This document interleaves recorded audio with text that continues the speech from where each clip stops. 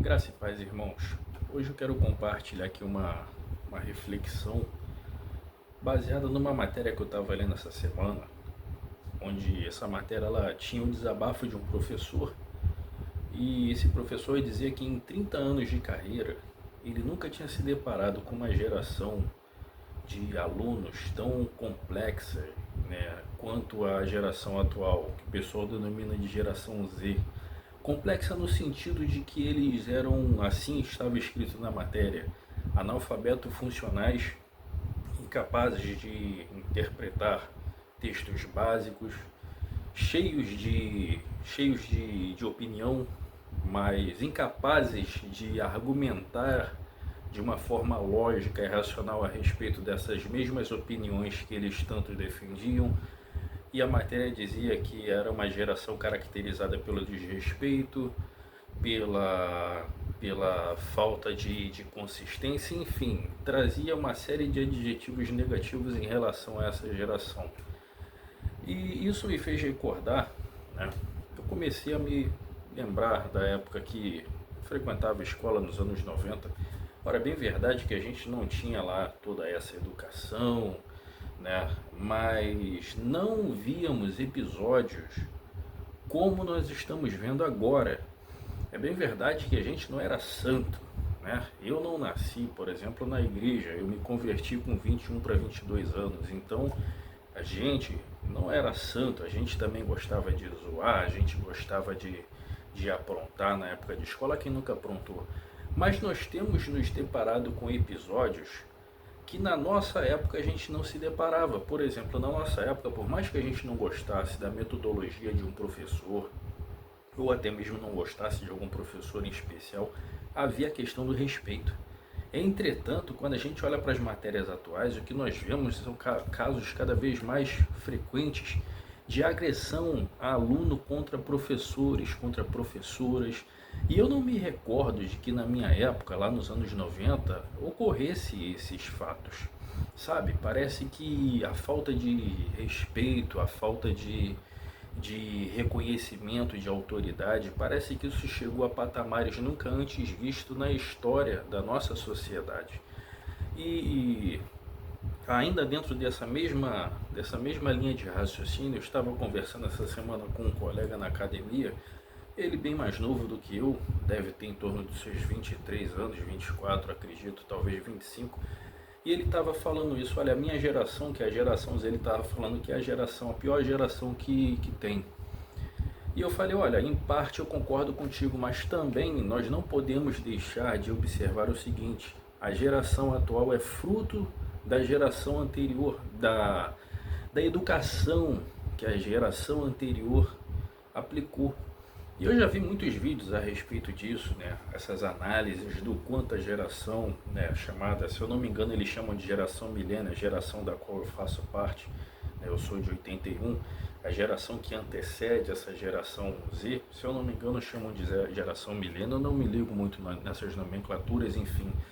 Mas parte do fracasso dessa geração atual, claro que quando analisamos o fracasso da geração atual, isso é bastante complexo, isso envolve uma série de questões a serem analisadas, mas também não descarta a responsabilidade na criação que os pais deram para a geração atual. Então eu fiquei pensando a respeito disso e eu me recordei de um artigo que foi escrito por um teólogo chamado Arthur Walkington Pink, um teólogo que foi teólogo e escritor, se eu não me engano ele era inglês ou escocês, não me recordo agora, eu li bastante livros dele, é um teólogo que faz muito sucesso entre o meio reformado. Em 1920, Walkington Pink, né, ele é mais conhecido como A.W. Pink, aqui no Brasil as pessoas se referem a ele como A.W. Pink, né? Muito comum você encontrar livros dele nas livrarias evangélicas. Ele escreveu um artigo em 1920 a respeito do modo como os pais deveriam educar seus filhos baseado nos princípios bíblicos. E ele lista 4 princípios fundamentais, extraídos todos eles das escrituras, que quando aplicado à vida dos filhos, eles tendem a proporcionar uma possibilidade maior de, vamos assim dizer, de sucesso na trajetória, na vida adulta que esses filhos vão levar. Bem sabemos que existem casos que por mais que um jovem, uma moça, ela tenha tido todo o aparato, toda a educação, mesmo assim alguns tendem a deslanchar. A gente sabe que isso existe, mas em parte, quando aplicada uma boa disciplina, quando aplicada uma boa instrução, a possibilidade disso acontecer é menor. Então eu vou listar aqui os 4 princípios que esse teólogo escreveu em seu artigo. Talvez você não tenha acesso a esse artigo, eu vou falar de uma forma resumida para que o vídeo não fique longo. Quais são esses 4 princípios? Bem, o primeiro princípio diz ele é o seguinte, estou olhando aqui em meu computador, não está aparecendo para vocês no vídeo, mas aqui em meu computador. O primeiro é instruir os filhos no conhecimento de Deus e de sua palavra. E aí ele cita a seguinte passagem: instrua a criança segundo os objetivos que você tem para ela. Instrua a criança no caminho que se deve andar, e até quando ele crescer não se desviará dele. Isso se encontra em Provérbios 22:6. Ou seja, ele fala que a instrução de uma criança na palavra de Deus, ela é essencial para a formação de um bom adulto. Claro, algumas pessoas interpretam essa passagem de uma forma equivocada. O texto, Provérbios 22:6, diz: ensina a criança ou o menino, como algumas versões diz, no caminho que se deve andar, e quando crescer não se desviará dele. Algumas pessoas tomam isso como uma promessa. Entretanto, isso não é uma promessa. Isso é um princípio. A diferença entre uma promessa e um princípio é que a promessa ela tende a acontecer. E o princípio ele pode ou não tornar-se realidade. Então, por mais que alguma pessoa seja instruída na palavra de Deus desde a sua meninice, não significa necessariamente dizer que ela vai se tornar um cristão enquanto adulto. Entretanto, a possibilidade de que isso venha a dar certo é imensa.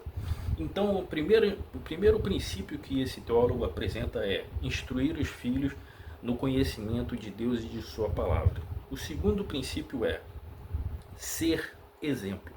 E aí ele cita uma frase que eu acho bastante interessante. Nada convence mais do que o exemplo. Palavras, parábolas, lições, tudo isso é superado através do exemplo. Então ele fala que para você formar para você proporcionar uma boa educação, para você proporcionar uma boa educação para o filho, para que ele se torne um bom adulto, é você sendo um exemplo para ele. O terceiro princípio que o Arthur Pink ele apresenta é o seguinte: não hesitar em disciplinar. Ora, quando você olha para a Bíblia, tanto no livro de Provérbios, até mesmo em Salmos, em outras passagens, fala da importância de disciplina. Claro, a disciplina, quando aplicada com sabedoria, a disciplina aplicada na devida proporção, porque a mesma Bíblia diz que também você não deve provocar. A Bíblia diz para os pais que eles não devem provocar a ira aos filhos. Então é necessário um discernimento, um conhecimento, mas a disciplina ela é essencial na formação do caráter, da personalidade, que vai se tornar um bom adulto. E por fim, o quarto princípio que ele apresenta nesse artigo, que foi de 1920, estamos falando de um artigo que tem mais de 100 anos. O quarto princípio que ele aplica, todos esses princípios extraídos das escrituras, é sempre orar pelos filhos. Então, em primeiro lugar, a instrução para os filhos, para as crianças, para os jovens, adolescentes, na palavra de Deus. Segundo, ser exemplo. Terceiro, não hesitar em aplicar a devida disciplina na proporção que é devida, com amor, com discernimento, com sabedoria. E quarto, sempre orar pelos filhos. Tendo como base esses 4 princípios, esse teólogo ele passa essas instruções para que todos os pais apliquem isso. E se todos aplicassem, nós certamente não teríamos tantos casos como temos tido agora de desrespeito, de violência, jovens se perdendo para drogas e tantas coisas ruins acontecendo. Então esse breve vídeo é para poder transmitir isso, um pouco desse artigo, para que você pai, para que você mãe, para que você avó, possa estar meditando e quem sabe até aplicando esses princípios ou aperfeiçoando ou transmitindo para outros. E que Deus continue falando aos corações em nome de Cristo Jesus.